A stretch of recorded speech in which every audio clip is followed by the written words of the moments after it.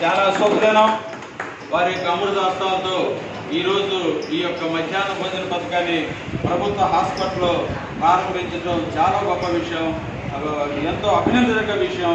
అందరూ అభినందించాలని కోరుతూ ఈరోజు మరి ఈ ప్రభుత్వ ఆసుపత్రికి తలమానికం అంటే నిజంగా గౌరవనీయులు మాన్య మహోదయులు డాక్టర్ సుభాష్ గారు. ఆమె పేదల డాక్టరు, పేదల పెన్నిధి, పేదల అభిమాని. వృత్తిని ఏదో ప్రభుత్వంలో కాకుండా ఎంతో నిజాయితీగా నిర్భయంగా చేసినటువంటి మంచి సూపరింటెండెంట్ జనరల్ హాస్పిటల్ మంచి అదృష్టం. మరి వారు ఈరోజు ఈ కార్యక్రమాన్ని ముఖ్యతిథిగా రావడమే కాకుండా దీనికి స్ఫూర్తిదాత. ఈ కార్యక్రమం చేస్తూ ఉన్నప్పుడు కొంతమంది ఏమనుకుంటారంటే మా విధులు డిస్కువేరమంటారు, కానీ వాటిని అనుకోవాలి.